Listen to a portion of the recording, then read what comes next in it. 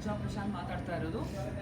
ಇವತ್ತು ನಾನು ನಿಮಗೆ ಈ ರೇಖಿ ಅನ್ನೋದು ಹೇಗೆ ಸ್ಟಾರ್ಟ್ ಆಯಿತು ಅನ್ನೋ ಒಂದು ವಿಚಾರವಾಗಿ ನಾನು ತಿಳಿಸ್ಲಿಕ್ಕೆ ಇಷ್ಟಪಡ್ತೀನಿ.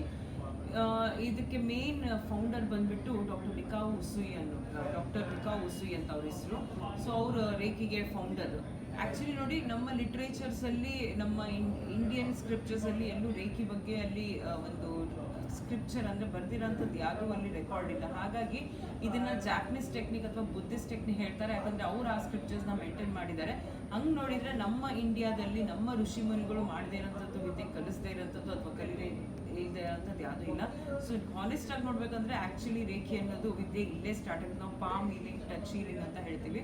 ಅಂದರೆ ಮುಟ್ಟಿದ್ರೆ ಎನರ್ಜಿ ಬರುತ್ತೆ, ಅಥವಾ ಆ ಒಂದು ಯಾವುದೇ ವ್ಯಕ್ತಿ ಪಕ್ಕ ಎನರ್ಜಿ ಸ್ಟ್ರಾಂಗ್ ಇರೋಂಥ ವ್ಯಕ್ತಿ, ಅಂದರೆ for example Jesus Christ, Buddha ಏನಿದ್ದಾರೆ, ಅವರಿಂದ ಅವ್ರು ಬರೀ ಮುಟ್ಟಿದ್ರೆ ಎನರ್ಜಿ ಎದುರುಗಡೆ ಅವರಿಗೆ ಹೀಲ್ ಮಾಡ್ತಾ ಇದ್ರು, ಅಥವಾ ಅವ್ರಿಗೆ ಆರೋಗ್ಯ ಸಿಗ್ತಾ ಇತ್ತು, ಅಥವಾ ಅವ್ರು ಫ್ಲರಿಶ್ ಆಗ್ತಾ ಇದ್ರು. ಸೊ ಈ ಒಂದು ನಾಲೆಡ್ಜ್ನ ನಮ್ಮ ಉಸುಯಿ ಮಾಸ್ಟರ್ ಅವರು ಆ್ಯಕ್ಚುಲಿ ಅವ್ರ ಚಿಕ್ಕ ಮಕ್ಕಳಿಗೆ ಬೋಧನೆ ಮಾಡ್ತಾ ಇದ್ರು. ಸೊ ಒಂದಿನ ಏನಾಗುತ್ತೆ, ಅವ್ರು ಯಾವಾಗ ಈ ಒಂದು ಇನ್ಫಾರ್ಮೇಷನ್ನ ಅವರು ಚಿಕ್ಕ ಮಕ್ಕಳಿಗೆ ಬೋಧನೆ ಮಾಡುವಾಗ ಒಂದು ಮಗು ಎದ್ಬಿಟ್ಟು ಒಂದು ಪ್ರಶ್ನೆ ಕೇಳುತ್ತೆ ಉಸುಯಿ ಮಾಸ್ಟ್ರಿಗೆ. ಏನಂದರೆ, ನೀವು ಜೀಸಸ್ ಕ್ರೈಸ್ಟ್ ಅಥವಾ ಬುದ್ಧ ಅವರು ಹಸ್ತ ಈ ಥರ ಮಾಡಿದರೆ ಎದುರುಗಡೆ ಅವ್ರಿಗೆ ತುಂಬ ಚೆನ್ನಾಗಾಗುತ್ತೆ, ಅಥವಾ ಆರೋಗ್ಯ ಸುಧಾರಿಸುತ್ತೆ, ಅಥವಾ ಅವರ ಒಂದು ಲೈಫಲ್ಲಿ ಏನು ಒಂದು ಅವ್ರಿಗೆ ಬೇಕು ಅದು ಸಿಗುತ್ತೆ ಅಂತ ಹೇಳಿಬಿಟ್ಟು ನೀವು ಎಜುಕೇಟ್ ಮಾಡ್ತಾ ಇದ್ರೆ, ಅವ್ರು ನಿಮಗೆ ಗುರು, ನೀವು ಗುರು ತಾನೇ, ನಿಮ್ಮಿಂದ ಈ ಥರ ಎಲ್ಲ ಆಗುತ್ತೆ ಅಂದರೆ, ನೀವು ಹಸ್ತಿಂದ ಮುಟ್ಟಿದ್ರೆ ಕಾಯಿಲೆ ವಾಸಿ ಆಗೋದು ಅಥವಾ ನೋವುಗಳು ವಾಸಿ ಆಗೋದು ಇದು ಆಗುತ್ತಾ ಅಂತ ಪ್ರಶ್ನೆ ಹಾಕಿದೆ.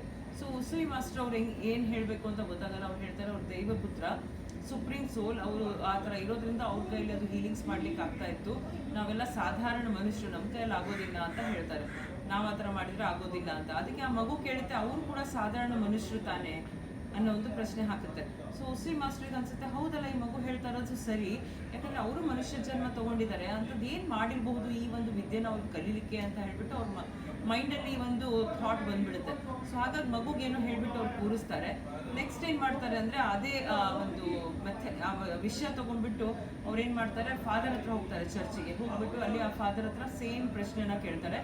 ಸೊ ಪ್ರಶ್ನೆ ಕೇಳಿದಾಗ ಫಾದರ್ ಹೇಳ್ತಾರೆ, are you out of your mind, ಏನು ಕ್ವೆಶನ್ ಕೇಳ್ತಾ ಇದ್ದೀನಿ, are you trying to compete with the lord, ಅಂದರೆ ಆ ಭಗವಂತನ ಜೊತೆ ನೀನು ಕಾಂಪೀಟ್ ಮಾಡ್ಲಿಕ್ಕೆ ಪ್ರಯತ್ನ ಪಡ್ತೀನಿ, ಏನಂತ ಪ್ರಶ್ನೆ ಕೇಳ್ತೀಯ ನೀನು ಅಂತ ಅವ್ರು ಕನ್ಫ್ಯೂಸ್ ಆಗಿಬಿಟ್ಟು ಉಸುಯಿ ಮಾಸ್ಟರ್ಗೆ ಹೇಳ್ತಾರೆ. ಸೊ ಉಸುಯಿ ಮಾಸ್ಟರ್ ಹೇಳ್ತಾರೆ, ನಾನು ಭಗವಂತನ ಜೊತೆ ಯಾವುದೇ ಥರ ಕಾಂಪೀಟ್ ಮಾಡ್ಲಿಕ್ಕೆ ನಾನು ಯಾರೂ ಅಲ್ಲ, ನಾನು ಒಂದು ಸ್ಮಾಲ್ ಒಂದು ಏನಂದರೆ ಇಲ್ಲಿ ಸುಮಾರು ಜನ ಸಫರ್ ಆಗ್ತಾ ಇದ್ದಾರೆ, physically, mentally, emotionally, spiritually, financially.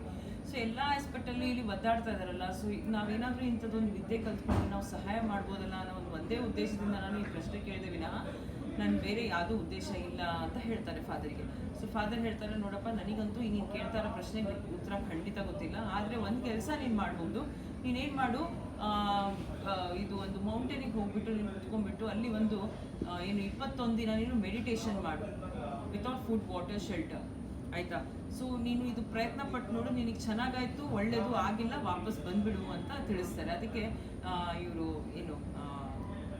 Father ಹೇಳಿದ್ದನ್ನು ಇವರು ನಮ್ಮ ಉಸುಯಿ ಮಾಸ್ಟರ್ ಎಸ್ ಫಾದರ್, ನಾನು ಡೆಫಿನೆಟ್ಲಿ ಫಾಲೋ ಮಾಡ್ತೀನಿ ಅಂತ ಹೇಳಿಬಿಟ್ಟು ಅವ್ರು 21 ಡೇಸಲ್ಲಿ ಹೀಲಿಂಗ್ಸ್ ಅಂದರೆ ಮೆಡಿಟೇಷನ್ ಮಾಡಲಿಕ್ಕೋಸ್ಕರ ಅವ್ರು ಬೆಟ್ಟದಲ್ಲಿ ಹೋಗ್ಬಿಟ್ಟು ವಿತೌಟ್ ಫುಡ್, ವಾಟರ್, ಶೆಲ್ಟರ್ ಅಂದರೆ ಅವ್ರು 21 ಸ್ಟೋನ್ಸ್ನ ಕಲೆಕ್ಟ್ ಮಾಡ್ಕೋತಾರೆ. ಒಂದಿನ 1 stone, second day second stone, third day third stone complete ಆದಾಗ ಒಂದೊಂದೇ ಸ್ಟೋನ್ನ ಸರಿಸ್ತಾ ಈ ಥರ 21ನೇ ದಿನ ಮಾಡುವಾಗ ಅವ್ರು ಏನಾಗುತ್ತೆ, ಮೆಡಿಟೇಷನು ಒಂದು ವೈಟ್ ಕಲರ್ ಡಿವೈನ್ ಲೈಟ್ ಅವರ ಒಂದು ಹಾರ್ಟ್ ಚಕ್ರದಲ್ಲಿ ಪ್ರವೇಶ ಆದಂತೆ ಅವರಿಗೆ ಫೀಲ್ ಆಗುತ್ತೆ.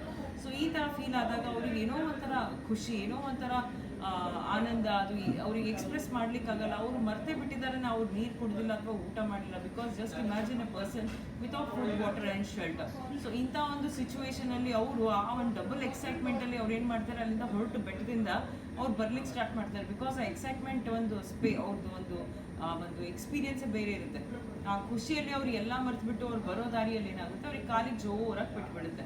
ಸೊ ಕಾಲಿಗೆ ಜೋರಾಗಿ ಪೆಟ್ಬಿದ್ದಾಗ ನ್ಯಾಚುರಲಿ ನಾವೆಲ್ಲ ನಮಗೆ ಕಾಲಿಗೆ ಜೋರಾಗಿ ಪೆಟ್ಬಿತ್ತು ಅಥವಾ ಎಲ್ಲಾದರೂ ನೋವಿದೆ ಅಂದರೆ ನ್ಯಾಚುರಲಿ ಹಸ್ತ ಹೋಗುತ್ತೆ ಹೀಲ್ ಮಾಡಲಿಕ್ಕೆ, ಅಂತ ಕೈ ಹೋಗುತ್ತೆ, ಹೌದು ತಾನೆ ಅಂತ ಹಿಡ್ಕೋತೀವಿ. ಅಂದರೆ ನೋವು ಕಡಿಮೆ ಆಯಿತು ಪರವಾಗಿಲ್ಲ, ಕೈ ತೆಗಿತೀವಿ, ಇಲ್ಲಾಂದರೆ ಅಯ್ಯೋ ಇನ್ನೂ ನೋವ್ತಾ ಇದೆ ಅಂತ ಕೈ ಹಿಡ್ಕೋತೀವಿ. ಅಂದರೆ ಆ ಹಸ್ತದಲ್ಲಿ ನ್ಯಾಚುರಲ್ ಆಗಿ ಆ ಒಂದು ಹೀಲಿಂಗ್ ಪವರ್ ಇದ್ದೇ ಇದೆ.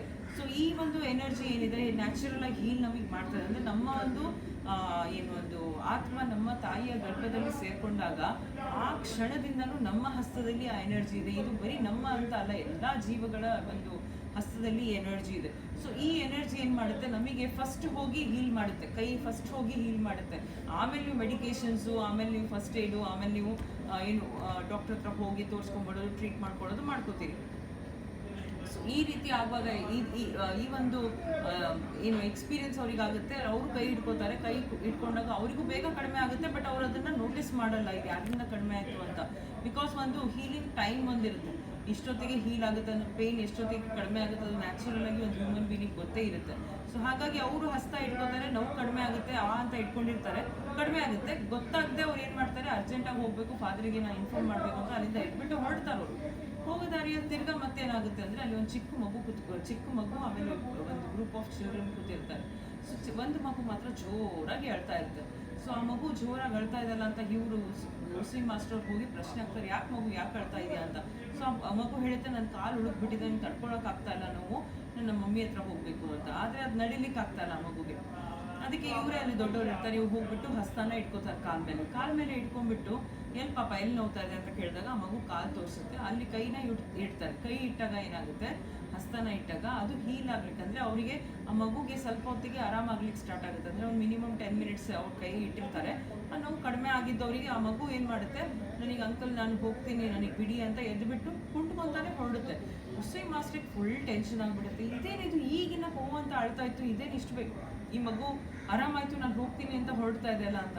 ಅವಾಗ ಅವ್ರಿಗೆ ರಿಯಲೈಸ್ ಆಗುತ್ತೆ, I think this is working. Because ನನಗೆ ಅಲ್ಲಿ ಪೆಟ್ಟು ಬಿದ್ದಾಗ ನನಗೂ ಬೇಗ ಕಾಲು ನೋವು ಕಡಿಮೆ ಆಯಿತು, ಪಾಪುಗಿಲ್ಲಿ ಕೈಗಿಟ್ಟಾಗ ಅದು ಕೂಡ ಬೇಗ ಆರಾಮಾಯಿತು ಅಂತ ಅದು ಹೇಳ್ತಾ ಇದೆ, ಕೆಲಸ ಮಾಡ್ತಾ ಇದೆ ಅಂತ ಅವ್ರಿಗೆ ಆಶ್ಚರ್ಯ ಆಗಿಬಿಟ್ಟು ಅವ್ರೇನು ಮಾಡ್ತಾರೆ, ಈ ಒಂದು ಇನ್ಫಾರ್ಮೇಷನ್ನ ಅವರು ಇನ್ನೂ ಎಕ್ಸೈಟ್ಮೆಂಟಲ್ಲಿ ಫಾದರ್ ಹತ್ರ ಹೋಗ್ಬಿಟ್ಟು ಶೇರ್ ಮಾಡ್ತಾರೆ, ಈ ಥರ ಆಯಿತು ಅಂತ. ಸೊ ಫಾದರಿಗೂ ತುಂಬ ಖುಷಿ ಆಗುತ್ತೆ. ಫಾದರ್ ಏನು ಮಾಡ್ತಾರೆ, ನೋಡಪ್ಪ ಇಲ್ಲಿ ಒಂದು ಬೆಗ್ಗರ್ಸ್ ಕಾಲೋನಿ ಇದೆ, why don't you help these people, ಯಾಕೆ ನೀನು ಸಹಾಯ ಮಾಡಬಾರ್ದು. ಅವರೆಲ್ಲ ಆಸ್ಪೆಕ್ಟಲ್ಲೂ ಅವರು ತುಂಬ ಪ್ರಾಬ್ಲಮಲ್ಲಿದ್ದಾರೆ, physically, mentally, spiritually, emotionally, financially ಎಲ್ಲ ಆಸ್ಪೆಕ್ಟಲ್ಲಿ ಇವ್ರು ಒದ್ದಾಡ್ತಾ ಇದ್ದಾರೆ. ನೀನೇನಾದರೂ ಇವ್ರಿಗೆ ಸಹಾಯ ಮಾಡಿದ್ರೆ ಹೆಲ್ಪ್ ಆಗುತ್ತೆ, ನೋಡು ಪ್ರಯತ್ನ ಪಡು, ನೀನು ಕೆಲಸ ಮಾಡ್ತಾ ಇದ್ದಲ್ಲ ನಿನಗೂ ಗೊತ್ತಾಗುತ್ತೆ ಅಂತ. ಅದಕ್ಕೆ ಉಸುಯಿ ಮಾಸ್ಟರ್ ಹೇಳ್ತಾರೆ, ಆಯಿತು ಫಾದರ್ ನಾನು ಖಂಡಿತ ಇದನ್ನು ಮಾಡ್ತೀನಿ ಅಂತ ಹೇಳಿಬಿಟ್ಟು very next day he starts healing everybody. ಎಲ್ಲರಿಗೂ ಹೀಲ್ ಮಾಡ್ಲಿಕ್ಕೆ ಸ್ಟಾರ್ಟ್ ಮಾಡ್ತಾರೆ. ಅಂದರೆ ಹಸ್ತದಿಂದ ಅವರು ಹೀಲ್ ಮಾಡ್ಲಿಕ್ಕೆ ಸ್ಟಾರ್ಟ್ ಮಾಡ್ತಾರೆ ರೇಖಿ ಎನರ್ಜಿಯಿಂದ. ಸೊ ಮಾಡ್ತಾ ಮಾನಿಟರ್ ಅವ್ರು ಮಾಡ್ತಾ ಇರ್ತಾರೆ, ಅವ್ರ ಗಮನ ಇರುತ್ತೆ ಯಾರು ಹೇಗಿದ್ದಾರೆ, ಯಾರು ಇಂಪ್ರೂವ್ ಆಗ್ತಿದ್ದಾರೆ ಇಲ್ಲ ಚೆಕ್ ಮಾಡ್ತಾ ಇರ್ತಾರೆ. ಸೊ ಇವ್ರು ಮಾಡುವಾಗ ಏನು ನೋಡ್ತಾರೆ ಅಂದರೆ ಅಬ್ಸರ್ವ್ ಮಾಡ್ತಾರೆ. ಒಂದು 3 ತಿಂಗಳಾದ ನಂತರ ಅಲ್ಲಿ ಎಷ್ಟೋ ಜನ ತುಂಬ ಇಂಪ್ರೂವ್ ಆಗಿರ್ತಾರೆ, ಹೀಲ್ ಆಗಿರ್ತಾರೆ, ಫಿಸಿಕಲಿ, ಮೆಂಟಲಿ, ಎಮೋಷನಲಿ ತುಂಬ ಚೆನ್ನಾಗಿರ್ತಾರೆ. ಸೊ ಇದೆಲ್ಲ ಆಗಿರೋದನ್ನ ನೋಡಿಬಿಟ್ಟು ಉಸಿ ಮಾಸ್ಟರ್ ಏನು ಮಾಡ್ತಾರೆ, ಅಲ್ಲಿ ಒಂದು ಬೆಗ್ಗರ್ಸ್ ಕಾಲೋನಿ ಗ್ರೂಪ್ ಲೀಡರ್ ಅಂತ ಇದ್ದೇ ಇರ್ತಾರೆ. ಸೊ ಆ ಗ್ರೂಪ್ ಲೀಡರ್ ಹತ್ರ ಇವ್ರು ಹೇಳ್ತಾರೆ, ನೋಡಪ್ಪ ಇಷ್ಟು ದಿನ ನೀವೇನೋ ಬೆಗ್ಗಿಂಗ್ ಮಾಡ್ತಾ ಇದ್ರಿ, ಪರವಾಗಿಲ್ಲ, ಈಗ ಫಿಸಿಕಲಿ, ಮೆಂಟಲಿ, ಎಮೋಷನಲಿ ಇವರೆಲ್ಲ ತುಂಬ ಇಂಪ್ರೂವ್ ಆಗಿದೆ, ತುಂಬ ಚೆನ್ನಾಗಿದ್ದಾರೆ. ಸೊ ಇವ್ರು ರಾದರ್ ದೆನ್ ಡೂಯಿಂಗ್ ಬೆಗ್ಗಿಂಗ್, ಇದು ಭಿಕ್ಷೆ ಬೇಡೋ ಜಾಗದಲ್ಲಿ ಯಾವುದಾದ್ರು ಒಳ್ಳೆ ಕೆಲಸ ಇವ್ರು ಮಾಡ್ಬೋದು ಅಂತ ತಿಳಿಸಿದಾಗ ಆ ವ್ಯಕ್ತಿ ಏನು ಹೇಳ್ತಾರೆ ಇವರಿಗೆ ಅಂದರೆ, ನೋಡಿ ಸರ್, ನಿಮ್ಮ ಕೆಲಸ ನೀವು ಮಾಡಿ, ನಮ್ಮ ಕೆಲಸ ನಮಗೆ ಮಾಡಾಕ್ಬಿಡಿ. ಸೊ ಈ ಥರ ಅವರು ಹೇಳಿದ್ದು ಉಸಿ ಮಾಸ್ಟರ್ಗೆ ತುಂಬ ಬೇಜಾರಾಗುತ್ತೆ. ಅವ್ರಿಗೆ ಅನ್ಸುತ್ತೆ, ನನ್ನ ಒಂದು ಟೈಮಿಗೆ, ನನ್ನ ಎನರ್ಜಿ ಅಥವಾ ನನ್ನ ಟೆಕ್ನಿಕ್ಕಿಗೆ ಚೂರು ಬೆಲೆ ಇಲ್ಲ ಅಂತ ಅವ್ರಿಗೆ ಫೀಲ್ ಆಗುತ್ತೆ. ಸೊ ಅವತ್ತಿನ ದಿನ ಅವ್ರು ಒಂದು ರೂಲ್ ಸೆಟ್ ಮಾಡ್ತಾರೆ ರೇಖಿಯಲ್ಲಿ, ಏನಪ್ಪ ಅಂದರೆ ಯಾವುದೇ ಕಾರಣಕ್ಕೂ ಗ್ರ್ಯಾಟಿಟ್ಯೂಡ್ ಇಲ್ಲದೆ ಯಾವುದೇ ಥರ ಹೀಲಿಂಗ್ಸು ಕೊಡಬಾರ್ದು, ಯಾವುದೇ ಥರ ದೀಕ್ಷೆನೂ ಕೊಡಬಾರ್ದು ಅಥವಾ ಅಟ್ಯೂನ್ಮೆಂಟ್ ಕೊಡಬಾರ್ದು. ಏನೇ ಇದ್ರೂ ಎನರ್ಜಿ ಎಕ್ಸ್ಚೇಂಜ್ ಇರಬೇಕು. ಅದಕ್ಕೆ ಇದು ಪ್ಯೂರ್ಲಿ ಈ ಒಂದು ಸ್ಪಿರಿಚುವಲ್ ಸ್ಪೇಸಲ್ಲಿ ರೇಖಿಯಲ್ಲಿ ನಾವು ಫೀಸ್ ಅಂತಾನೆ ಇಸ್ಕೊಳ್ತೀವಿ. ಅದಕ್ಕೋಸ್ಕರ ಬೇರೆ ಕಡೆ ಎಲ್ಲ ಚಾರಿಟಿ, ಡೊನೇಷನ್ ಅಂತ ಎಲ್ಲ ಇರುತ್ತೆ. ಸೊ ಇಲ್ಲಿ ಮಾತ್ರ clear cut it is called as fees. And as a healer ನೀವು ನಾಳೆ ದಿನ ಯಾರಿಗಾದ್ರೂ ಹೀಲಿಂಗ್ ಮಾಡ್ತಾ ಇದ್ದೀರಿ ಅಂದರೆ ನೀವು ಕೂಡ ಅಷ್ಟೇ ಫ್ರೀಯಾಗಿ ಯಾರಿಗೂ ಹೀಲಿಂಗ್ ಕೊಡೋಗಿರೋಲ್ಲ, ಎನರ್ಜಿ ಎಕ್ಸ್ಚೇಂಜಲ್ಲಿ ಆಗಲೇಬೇಕು. ಸೊ ಫೀಸ್ ಅಂತ ಇರುತ್ತೆ, you have to take that fees. So ಈ ರೀತಿ ಇರುತ್ತೆ. ಅದರ್ವೈಸ್ ನೀವು ಫ್ರೀಯಾಗಿ ಮಾಡ್ತೀನಿ ಅಂದರೆ it's like you are breaking a reiki rule. So ಈ ಸ್ಟೋರಿ ನಿಮಗೆ ಗೊತ್ತಿರಬೇಕು. ಬಿಕಾಸ್ ಎಷ್ಟೋ ಜನ ಇದು ನಾಲೆಡ್ಜ್ ಇಟ್ಕೊಂಡ್ಬಿಟ್ಟೆ, ಆ್ಯಸ್ ಎ ರೇಖಿ ಹೀಲರ್ ಈ ನಾಲೆಡ್ಜ್ ನಿಮಗೆ ಇರಬೇಕು. ಆಮೇಲೆ ಇದ್ರ ಮುಖಾಂತರ ನೀವು ಜನಗಳಿಗೆ ಹೀಲಿಂಗ್ ಮಾಡ್ತಾ ಸಹಾಯನೂ ಮಾಡ್ತಾ ಹೋಗಬಹುದು. ಸೊ ಈ ಸ್ಟೋರಿ ನಿಮಗೆ ಆ್ಯಸ್ ಎ ಹೀಲರ್ ಗೊತ್ತಿರಬೇಕು. Thank you.